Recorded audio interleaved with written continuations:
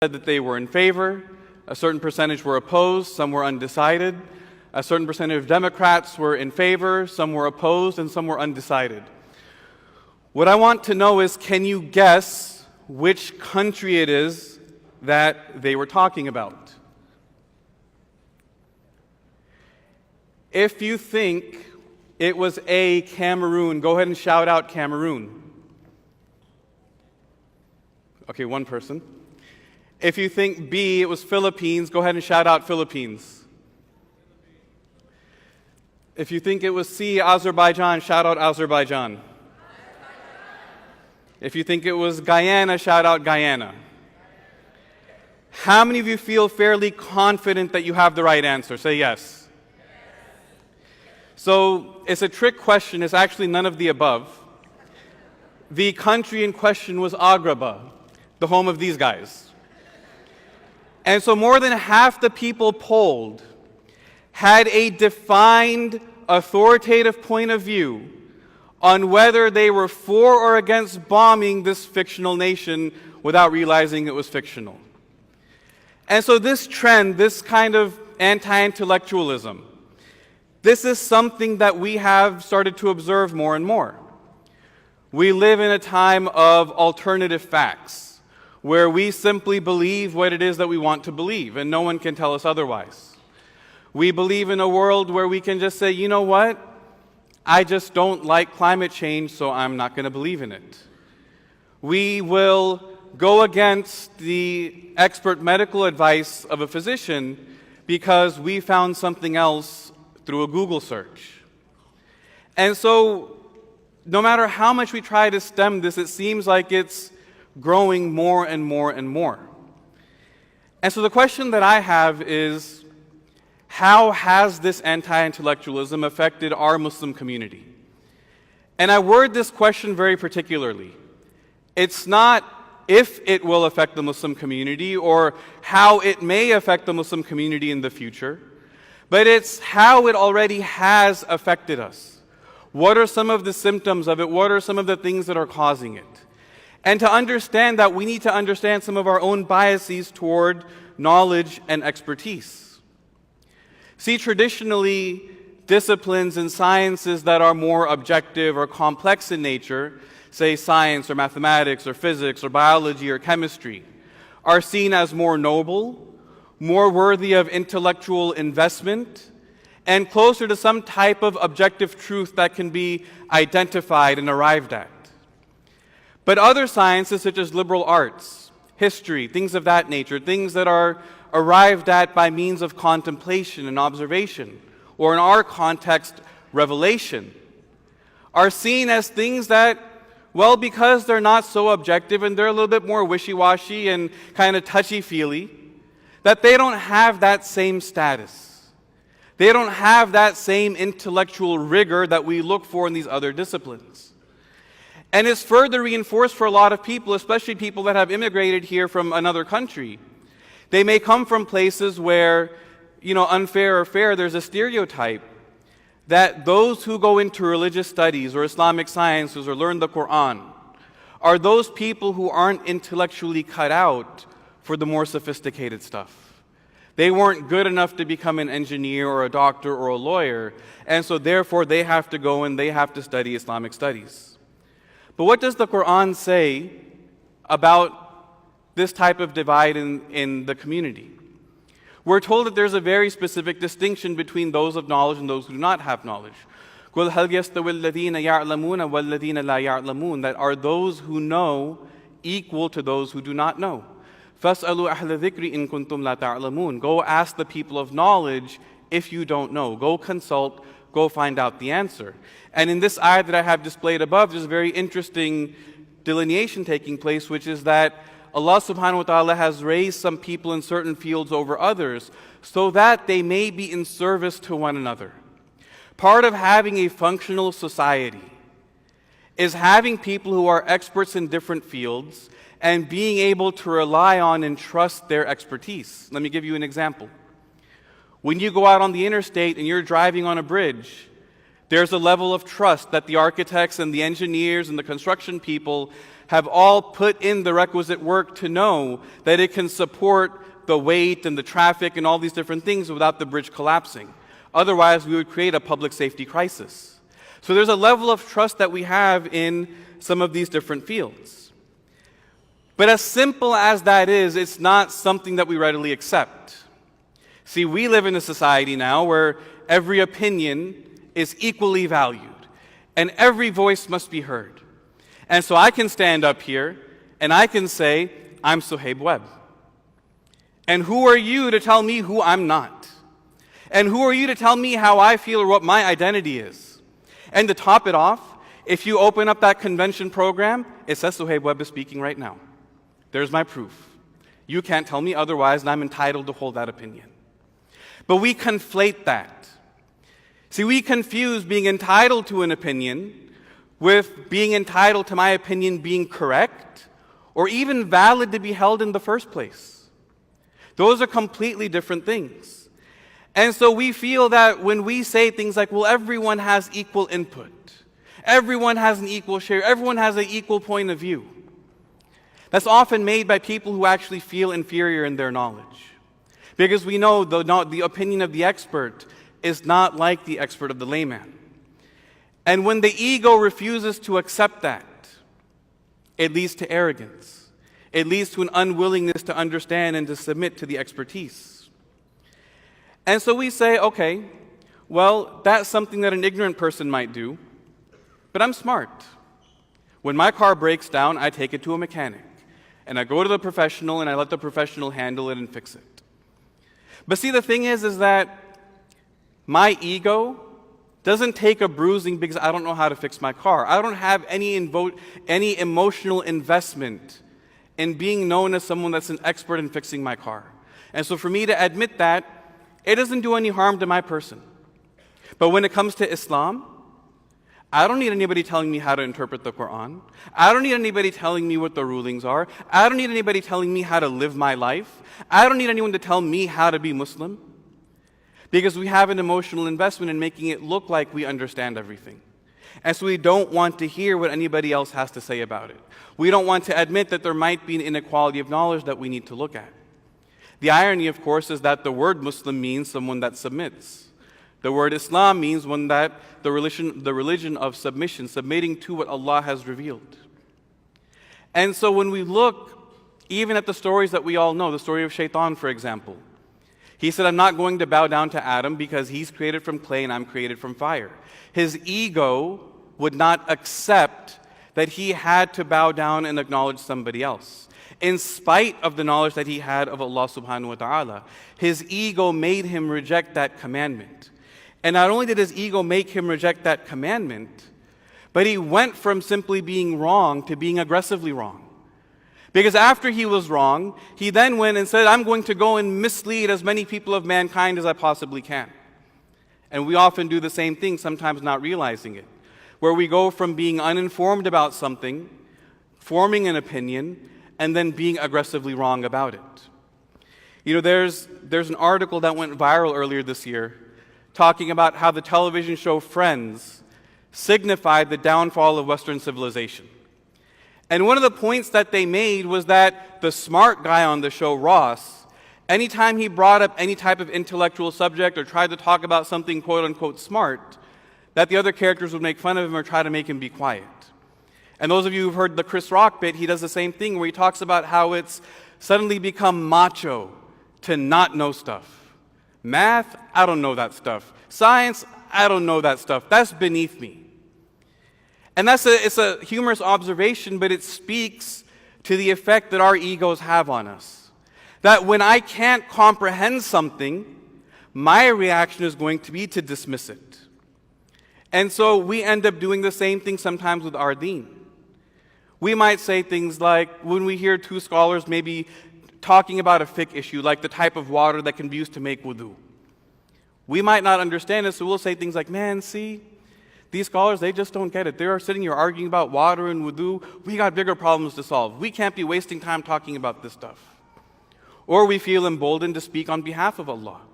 And we say things like, I think Allah has bigger things to worry about than if I prayed Dhuhr on time today because I had a meeting at work or an exam at school.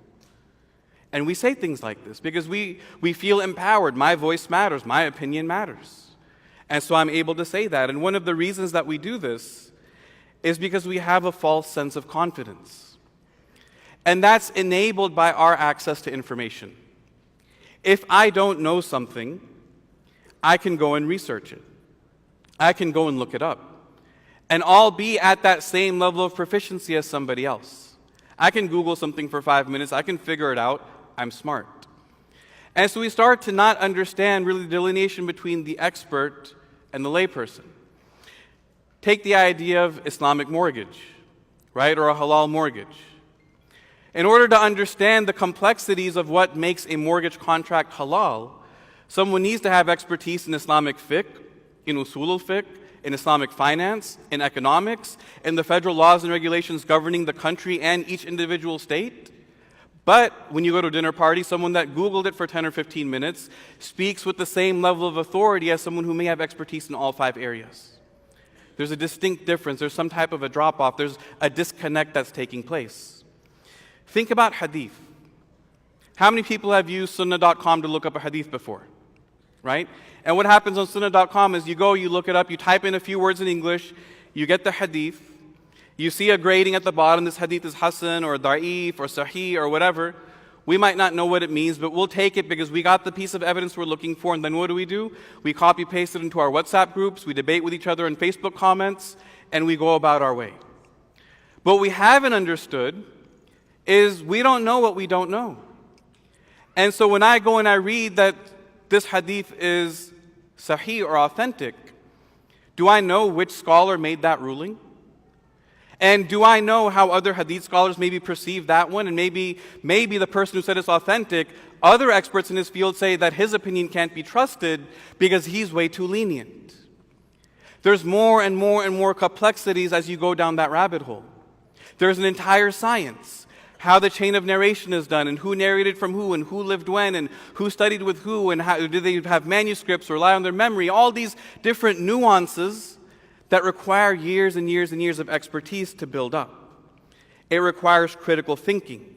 It requires depth of knowledge, but the thing that we do, the thing that we've done, is we treat knowledge as if it's like factoids. It's like a trivia game. You know, just these little like dinner party things like, oh, this random fiqh trivia question, or when did this happen, or why did that happen, or who can Google the hadith and find it kind of thing. And this acquisition of information, we just sit and start collecting. We're collecting and collecting and collecting, but we don't really understand it. But we use it and we debate with one another. But I might not know, hey, I found this one hadith, but I don't know what other evidences there are that talk about this subject. I don't know if there's maybe other evidences that indicate something else. I don't know if one abrogates the other. I don't know if there's certain principles that the Ummah has agreed upon that make my understanding incorrect. Right? There's levels and levels of things that I don't know. And what's very interesting is that we find from the Prophet ﷺ, he made dua for Ibn Abbas, Allahumma faqihu fid din wa alimhu ta'wil. Oh Allah, give him understanding and comprehension of the religion, and teach him its interpretation. See, it's not about the accumulation of knowledge. It's not about what we have access to. But it's, did you understand? Did you understand it properly? And were you able to implement it? But for us, many times, the acquisition, the gathering of those resources, or the ability to access those resources, has become the end game instead of the first step. And so we hear this and we say, okay, I get how someone that's not that smart might do all of this, but I'm educated. I went to college.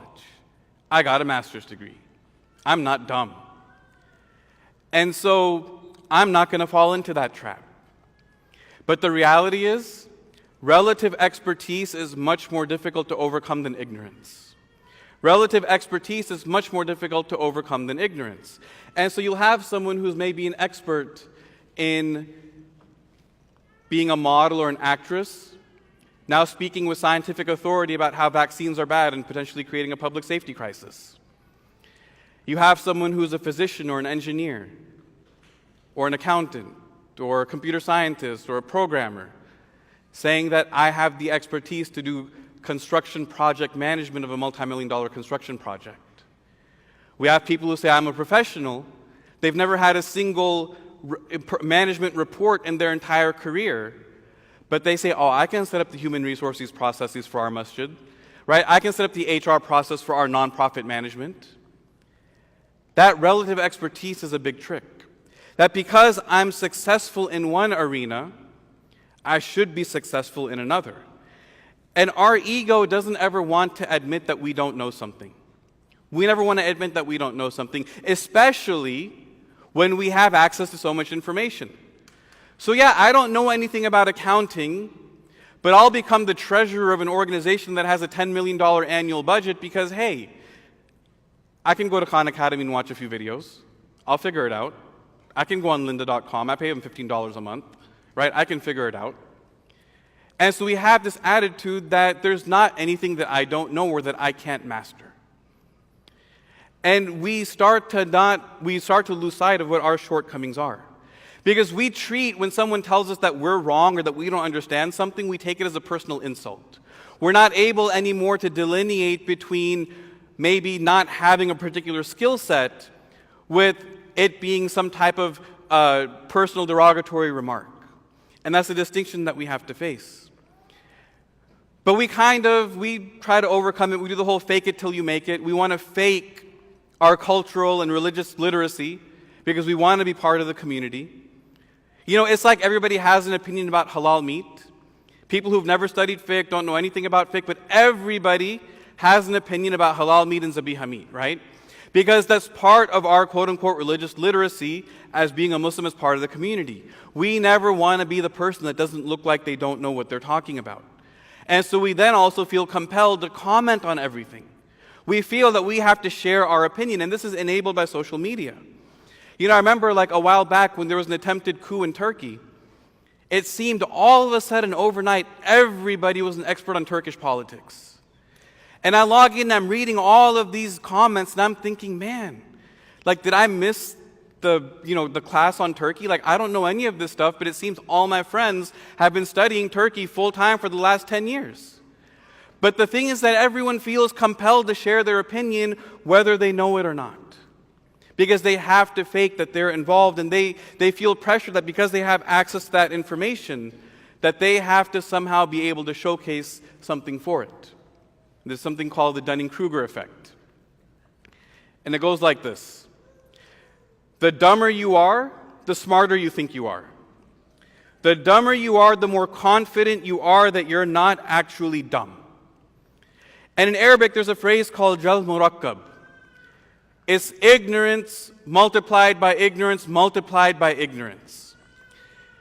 So think about someone who's a professional, right? So pretend you got like a professional singer. When there's a professional singer and they're singing and they hit a bad note, they're able to recognize, I just hit a bad note. That's called metacognition. They're able to recognize when they mess up. They don't need someone else to point it out to them. When a professional basketball player shoots a free throw or a three-pointer, the moment it leaves their fingertips, they know whether it's going in or it's not going in. Why? Because they have repeated that action thousands and thousands and thousands of times. There's been deliberate practice and analysis and expertise built up over time. And so they're able to recognize, yes, I did something wrong here. But Jal Murakkab is basically someone that lacks that metacognition. They lack the ability to even know that they don't know. And so it's like two people having a debate that should we increase the tariffs on the imports and exports from this country? And they start going back and forth. Well, I think we should. We need to take a hardline stance because this country's leader is like this. The other one says, no, we need to take a soft line stance. We need to build better relations with this country. They're one of our allies in that region. And then you come in and say, hey guys, you're talking about Agrabah, a country that doesn't even exist. You're arguing about tariffs over a fictional country, and they say, well, that's what they want you to think. They paid off Google to take them out of the database so you wouldn't know. How do you argue with someone where you can't even establish a common ground? How do you debate and discuss something with someone where there's just no fundamental ABCs of something? And this is why one of the greatest scholars in Islamic history, Imam Shafi'i, he said that when I debated an ignorant person, I lost. Because how am I going to showcase these arguments and this line of logic to someone that doesn't even understand the basics, and they don't even know that they don't understand the basics because they lack that basic skill? And to top it off, every time we log on to the internet, this Dunning-Kruger effect gets reinforced. See, the internet serves us up anything that we want. And so we think that we're gaining education, we think that we're learning, but we're just being served up something. You know what's really interesting? When they looked at the people who believe that President Obama was not born in the United States, right? This whole birther argument. What they found was that a large percentage of people who believed it were not the dumb, backwards people that you might stereotypically think of, but it was college-educated people, professionals, smart, educated, accomplished folks who believe this. Why? Because here's what happens. They go online, they read this article, they like it, they share it, they comment on it, and now the algorithms at Facebook and Google serve them up another article like it. And they read that one, they click on it, they like it, they get another one. And so now what happens is that a few weeks go by, and this very intelligent, accomplished, educated professional sits down and says, with full conviction, I believe this. Why? Because I've researched it. I've looked into it. I've read 20 articles about it. And I've done my due diligence. And so I can now say with full confidence that this is the case. This is how fake news works. This is literally what that epidemic is. And to make matters worse, our educational institutions now do the same thing. We've put the student in the place of arbitrating the expert. We've put the student in the position of arbitrating the expert. And so now the student rates the professor. How good was this professor? How bad was that professor? How effective was the curriculum? How ineffective was the curriculum? If the student could make that distinction, they should have been teaching the class. But yet they're put in that role, and now we do the same thing Islamically. We say, well, okay, yeah, this sheikh's lecture was awesome, that sheikh's lecture was horrible. We talk about it as if we're talking about biryani at a halal restaurant, like this one gets 3 stars, right? Like, we put ourselves in that role, and this has very dangerous ramifications in our communities. A friend of mine who's an imam, the masjid that he used to work at, and you'll find out why it was used to, is they came to him and they said that we're going to restructure your contract. And we're going to lower your salary, but we're going to incentivize you by basically the better khutbah that you give, and we are going to judge your khutbah quality, the more that we're going to pay you in bonus money. And so now here's the thing, this committee of people, community members, board members, whatever, that are going to now judge this person's quality of khutbah, if you were to ask them, what is the purpose of a khutbah as outlined either in the Quran or from the Sunnah of the Prophet ﷺ, they probably would not be able to answer. If you were to ask them, what are the fiqh requirements that make a khutbah valid, i.e., what is the criteria by which you can even attain a passing score and not ruin everyone's Jummah, they would not be able to answer that question. If you were to ask them what are the best practices of speech construction and rhetoric and public speaking and delivering a message and all of these different things that go into it, they would not be able to answer that either. And yet they feel compelled and qualified to say that we are going to judge your performance of that khutbah. And not only that, but we're going to do it on behalf of the community. This is something that's very bizarre. And what happens is, this is a little thing, but it has, again, wide ramifications. So now what happens is that the person who's an expert or a scholar looks at this and says, this is ridiculous. I'm not dealing with it. I'm getting out of here. And then the expert finds other experts who have had the same type of situation, and they commiserate together. And they say, yeah, we're done with all of this. And now what happens is you have this group of scholars and experts commiserating together. And now the trap for them is that the ego becomes unbridled. That we're so good and smart and knowledgeable and these people can't recognize it. And so we're going to go off and we're going to do our own thing. On the other side, you have this community who says, these scholars, they're all divas. They don't understand what professionalism is, and they don't understand how things are done in society. We don't need them. And so they fall into the trap of now ruling themselves through ignorant narcissism. That we're going to do what feels good to us. And then you know what happens? There's a vacuum.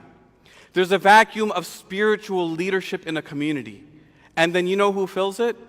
A person that has no business being an imam or a scholar and has no business providing spiritual direction to anybody, let alone an entire community. But that vacuum gets filled and the blind have to lead the blind. And the more that the student puts himself or herself in the position of arbitrating the expert, the more that it reinforces this cycle of what everyone likes to complain about with this celebrity Islamic culture.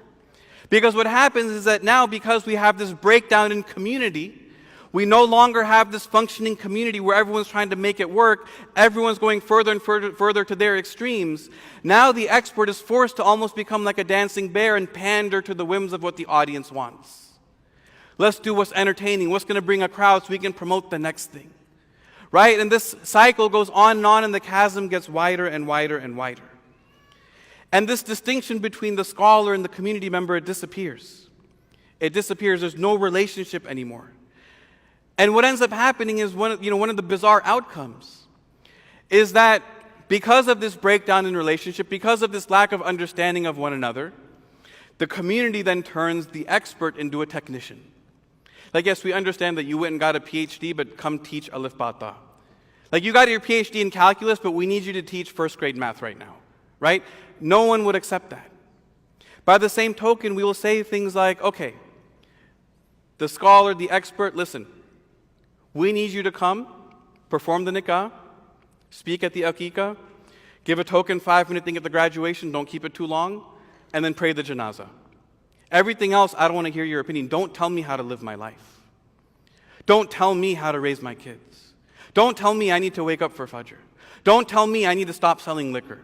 Don't tell me what to do or what changes I need to make. Just go do your thing, go pray the janazah, conduct the nikah, and leave us alone. And that's the attitude that gets fostered when this breakdown happens.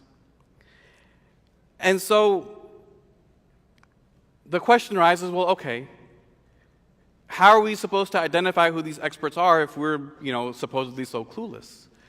And one of the things is that there's obvious things like credentials, there's intentional work experience, there's, deliberate practice over time serving in a certain field. There's a recognition from other experts within a field testifying to someone's knowledge. Similar to when someone defends their PhD thesis, it's not with amateurs. It's with other people who are at similar level of accomplishment. There's a peer review. Islamically, there's a number of things that scholars have pointed out. There's fluency in the Arabic language. And yet we have people who complete, 6 months of Arabic studies saying that I'm here to be your imam. Right? It just doesn't add up. They have to know what are the issues of consensus among scholars? What are the principles of usul and deriving rulings? What are the evidences that are abrogated or what abrogates the other? What's authentic and inauthentic? What are all these different issues? And ultimately, you're not going to be able to identify all of it. But at some level, you find people whose knowledge and character both that you trust. And as you study and as you learn, and as that baseline for us increases, the more that we're able to spot others who have that level of expertise. Because it's game recognized game. You have to have a little bit of it, at least to recognize it in somebody else. And so it's a process. You keep learning, you keep identifying, you keep learning, you keep identifying. But one thing that we leave out in this sometimes is just that aspect of tawakkul itself. That have some trust in Allah subhanahu wa ta'ala that when we do things for the right reason, that He will guide us to the right way. And one of the very interesting things that we find from the example of the Prophet ﷺ was that he would actually make dua to be guided to the truth in areas where people differ. Now someone else might say, well, okay, that makes sense, but brother, sometimes these guys, they're wrong. Like, they're just wrong. What do we do about that? And everyone's got that one story that went viral one time where a person was misdiagnosed and then they went on Reddit or WebMD and they correctly diagnosed themselves and saved their own life. And the reason that story goes viral is because it is the exception. It's because it was one incident on a day where millions of other medical decisions were made correctly. It's not the norm. And to use that one exception to establish some kind of rule that experts are always wrong or experts don't know what they're talking about, it really is the height of ignorance. And one thing that we find Islamically is that there's more emphasis on the process as opposed to the outcome. See, when we're outcome focused, we have this desire to be like this Herculean hero in this David versus Goliath tale where the know-nothing nobody topples the know-it-all expert and wins the day. There's that egotistical desire to be that person. But what we find Islamically, the Prophet ﷺ said that when the judge gives a ruling and they're correct, they get 2 rewards. And if they're incorrect, they get 1 reward. Meaning that even when the answer is wrong, they get rewarded. Because the emphasis is on the process by which the answer was arrived at. Was it the right person? Was it a qualified person? Did they assess the evidences properly? Did they make their best effort to do it? And if they did so, and the answer was still wrong, so be it, but at least the process was followed properly. We know the famous story when the Prophet ﷺ told the companions, pray Asr when you reach Banu Qurayza. And as they embarked on the journey, Asr time was about to expire, Maghrib was about to start, and they hadn't reached the destination yet. And so the companions differed. Some said, look, what he meant was hurry up and get there as fast as you can. We've been hurrying, but it doesn't mean that you let Asr time expire without praying, so we got to stop and pray. And the other camp said, no. When he said, don't pray Asr until you reach Banu Qurayza, it literally means do not pray Asr until you reach Banu Qurayza, so that's what we're going to do. And so some companions waited and prayed. Some companions prayed immediately and then went on the journey. When they got to the Prophet ﷺ, he said that both were essentially right. The process was okay and neither side is to blame. No one did anything wrong. Even though, from a scientific point of view, you have 2 contradictory answers. They can't both be correct, but in this case they are. In this case they are. Because we value having the right process over what the eventual end answer is. Now, one thing that happens, and I realize this as well, is it starts to feel kind of overwhelming. It's like, okay, well, there's like a lot going on here. How are we possibly going to figure all this out? And that's one of the traps. See, the more complex something is, so like government is a very complicated and complex institution. For many of us, our local communities may be the same way. And so we feel like, okay, this is way too much to handle. I'm going to leave the politics stuff to somebody else. And as long as I can watch football and eat chicken wings every Sunday, I don't really care. I don't really care. As long as they have a Jummah prayer going on, I'm going to show up and I'm going to pray and, so be it. Let everybody else deal with everything else. I can't keep up with all the stuff that's going on. And to fill that intellectual void, because now they're disconnected from the community, what happens? They take up other pursuits. I'm going to join 7 different fantasy football leagues this year and put my intellectual prowess to work, right? And we fill our time with those types of things instead. And this is really the challenge, is that when that overwhelm moves us to inaction, and it moves us to apathy and not caring. And so what happens is you end up having uninformed citizens electing uninformed leaders. And then that cycle continues and continues to perpetuate. So what do we do about it? What do we do about it? One is that we need to go back and find ways of cultivating trust between scholars and community members. Because that breakdown has occurred. And one of the ways that this happens is by people taking an initiative to trying to bridge that gap. See, my full-time vocation may always be whatever my profession is. I'm never going to become full-time in the line of Islamic work or becoming a scholar or any of those things. But I can reach a certain level where I can bridge the gap, where I can be relatable to the community member, and I can also speak intelligently with the scholar and be someone that's a unifying force that pulls people together. That's something that's within my grasp. And that's something that people start to have to take an initiative to do. We need people who are experts and scholars to revisit and reapply that mentality of being a community servant. And although it's frustrating, but to not run away out of frustration, but to revisit that idea of service. But most of all, for that cultivation of trust, we have to revisit how we build our local communities. We literally have to get off the internet. You cannot build a community through WhatsApp or Facebook. Like, WhatsApp is the worst way to make a community decision. Because what happens online is there's no presumption of goodwill. There's no niceties, there's no empathizing, there's no looking and studying someone's body language. There's none of those things. It's just an aggressive race to see who's going to be the first to prove somebody else wrong and then get a nice gif to celebrate with it, right? And so we just go down that road. And we lose patience. We have more courage behind our keyboard than we do in person. And so all these breakdowns further and further occur. We have to revisit ways of making our communities something that we revisit, and that we start to build those bonds of brotherhood and sisterhood. We have to make our communities more professional as well. It's time to take the next step. See, when this issue comes up of how we solve our community's problems and the masjids and all these things that we all talk about all the time.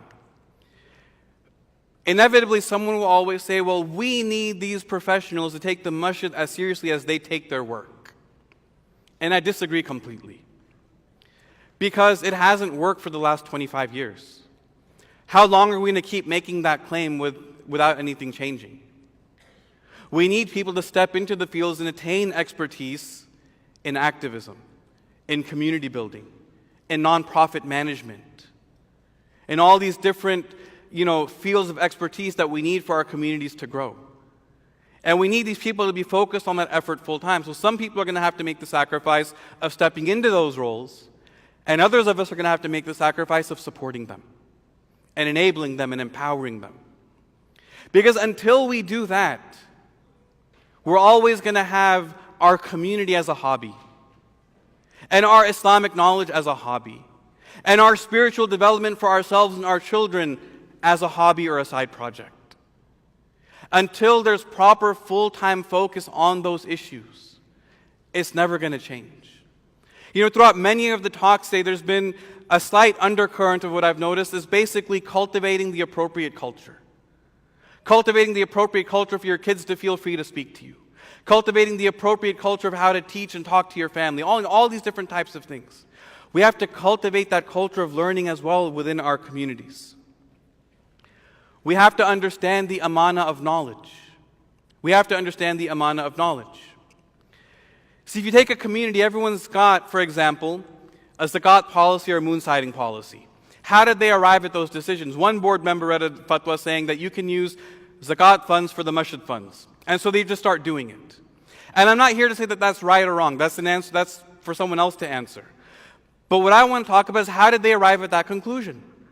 Did they research it? Did they talk to any scholars? Or did they just read one thing and run with it? Do they even know what they don't know in this situation? What about moon sighting? How many people make a decision on behalf of the community that this is how we're going to determine when we celebrate Ramadan and when we celebrate Eid? And they make a decision based on their own ease and convenience, and they haven't understood what are even the different arguments. Did you read one side? Did you read the other side? Did you consult scholars on both sides of the issue? Did you even ask them what it is? And to top it off, some of them will say, well, look, this is not a religious decision. We're going to put in the Masjid Constitution that this is administrative and logistical. And so in this case, they've become that person that doesn't even know what they don't know. They don't even know enough to realize it's a religious decision. It's the equivalent of telling someone, look, global warming is bad, it's going to wreck the planet. And they say, well, it's okay because parts of Canada will feel warmer now in the wintertime. We have to adopt the mentality of a lifelong student. This is perhaps the most important thing that each and every individual can do, is to adopt the mentality of a lifelong student. That means going and just sitting in a class on a weekly basis, not an annual basis, like alhamdulillah, we're here at the convention, but much more than this. We have to sacrifice a lot more. Go and attend a class every week.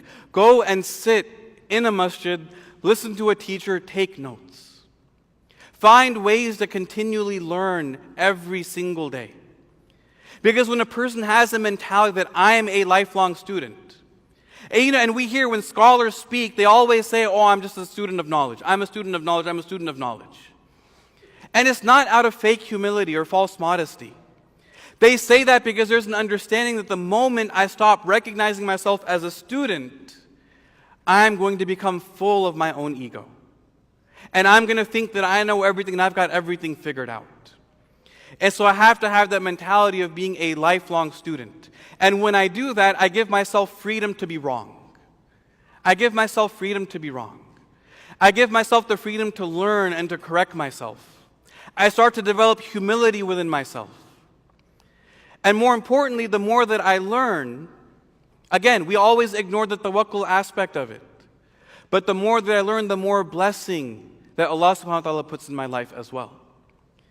But the toughest challenge with this, the toughest challenge is apathy. It's just people not caring. Like, yeah, this is nice, I just don't care about that stuff. I don't want to worry about that stuff. So how do you make people care? Like, that's a very complicated metaphysical question. How do you get someone to actually care about something? How do you get them to want to do something about something meaningful? And there's no easy answer. And there's no easy answer to any of these problems that we've gone over. But the little that we can do is, as we become lifelong learners, lifelong students, is that what we learn manifests itself in action with the community. That the more I learn, the more people see that I have increased in my care about them. The more I learn, the more people around me say, wow, this person really cares about me as a person. And then when that happens, they'll become interested and say, well, okay, I need to go and learn what that person's learning. And collectively, we start to increase that baseline level of knowledge. But it's something that's difficult. It's something that's a process. And it's something that's going to take a long time. But all of us have that ability to start and to embark on that journey and adopt that mentality of a student and embark on that journey of lifelong learning and inshallah start to turn the tides back the other way. Jazakallah khair. Assalamu alaikum wa rahmatullahi wa barakatuh.